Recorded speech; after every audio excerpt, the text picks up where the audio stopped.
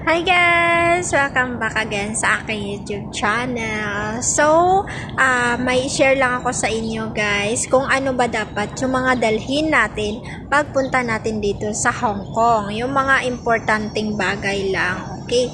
Na hindi dapat natin kakalimutan. So, una, dapat may dala tayong mga napkin natin guys. Panty liner, yon.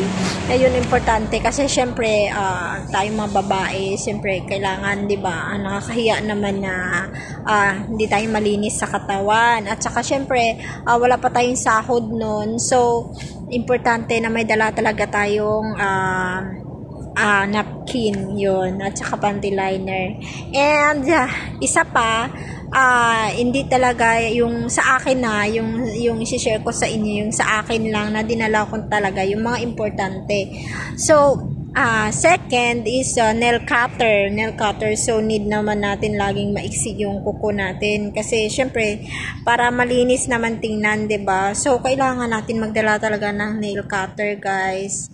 Tapos pangatlo, suklay, syempre. Magdala tayo ng mga pang-personal nating gamit para hindi naman tayo nakakahiya, 'di ba? Na wala tayong dalang mga ganon. At hindi naman 'yun provide ng ating employer.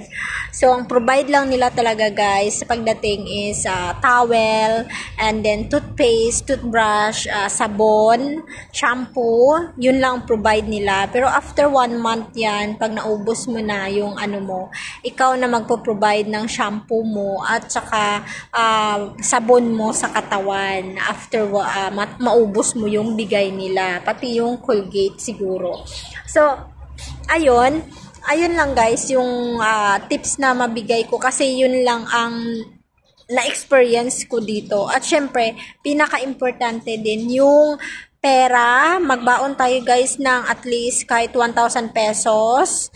So 1,000 pesos ipapalit mo siya dyan sa airport na sa $100 na yan, $120 I think yung equivalent niyan. So para at least may allowance ka kasi kada linggo dito may day off. So magde-day off ka every week.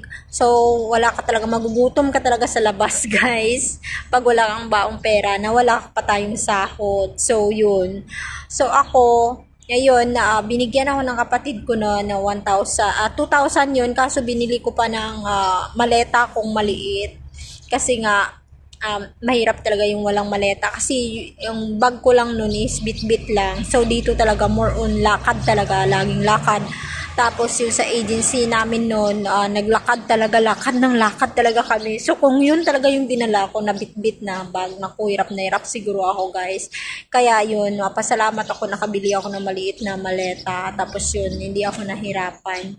So, ayun lang guys, mga importanteng dalhin natin talaga kasi napkin, pera, suklay, nail cutter, kahit wag ka nang mag-ano ng mga sabon mo or ano kasi provide naman ng employer yan. Pero yun yung sa personal natin, yun syempre yung importante na para sa katawan natin. So yun sa akin, nagdala talaga ako ng deodorant ko, ng tawas.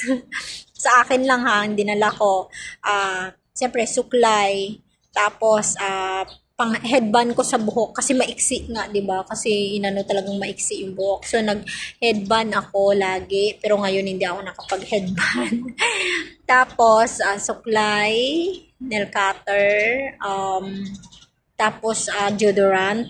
Syempre, tawas lang naman yung dala ko kasi minsan hindi naman natin maiwasan pawis-pawis tayo. So mangangamoy yung kilikili or any, para safe lang naman. Pero hindi naman as in nangangamoy yung kilikili ko, no. Yung sa kabila, kasi yung sa kabila pag pinawisan, pero yung sa kabila ko wala. Pero yung sa kabila, pag pinapawisan siya, nagkakaroon siya ng amoy. Hindi naman as in na parang grabing putok ka. As in, parang light lang. Siyempre, nagtatawas talaga ako. Laging tawas yung ginagamit ko at nawawala naman. So, may dala ako talagang tawas, yung powder na tawas na ganon. So, ayun, yung mga dala ko. Tapos, siyempre, yung underwear natin. Dalawang bra nga lang yung dala ko, guys. So, dalawang bra lang. Tapos, nakabili na ako dito ng dalawa ulit na bra. So, yun. Pinapalit-palit ko lang siya. Tapos, underwear. So, nakabili na rin ako dito ng mga 4 na underwear. So, ayun guys, yung mga importanteng dalhin. At siyempre, medyas pala, medyas guys, yun. Huwag yung kalimutan magdala ng medyas kasi lagi tayong labas ng labas dito sa Hong Kong, lakad ng lakad. Hindi gaya sa Middle East na ikukulong ka sa loob ng bahay, kulong ka, no, bawal lumabas, no. Kaya sabi sa akin doon, pag lumabas ka, mabubuntis ka, mga ganun na agad, di ba? So, ayan. Samantalang dito, lagi kang labas araw-araw, guys. Lagi ka na sa labas. Papunta pabalik ka palagi sa labas. So, at saka every week may day off. So, need talaga natin ng medyas. So, ayan lang guys. At saka yung magkaiba pala yung pantulog natin at saka yung sa pang-araw-araw. So, yun. At least may dala kang 3 pantulog mo na t-shirt at saka pajama. Ayan. Tapos, papalit-palit mo lang siya.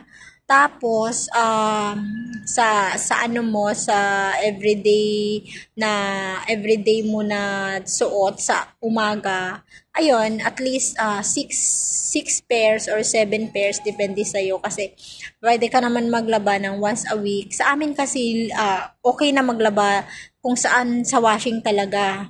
Ayaw ni ma'am na nag-hand wash kasi mas magastos daw sa tubig pag hand wash, mas maraming tubig pa nga yung magagamit. Kaya washing talaga yung ginagamit namin, automatic na pagka dry mo na, pagka labas tuyo na agad, tupi ka na lang. So yun, hindi ako naman problema sa damit kasi pwede ka maglaba pag wala ka nang isusuot, labhan mo na, may susuot ka na naman. So yan lang guys, ang share ko sa inyo. Sana may makatulong ako.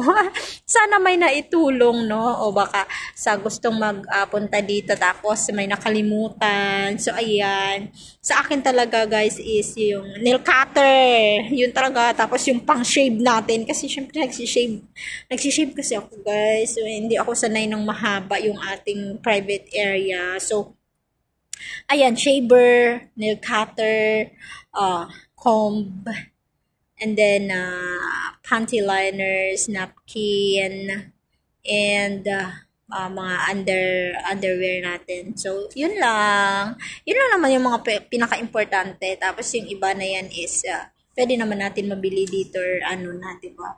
So, yun lang guys. Para sa akin, yung mga importante talaga na pwedeng dalhin. So, maliban sa mga papers natin, syempre, hindi naman na common sense na yan na dalhin talaga natin yung mga papers natin, mga passport natin, at ibang IDs natin, visa and contract. So, yun.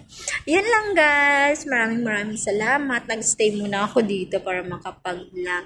Thank you so much sa always pag-support sa akin. God bless sa atin.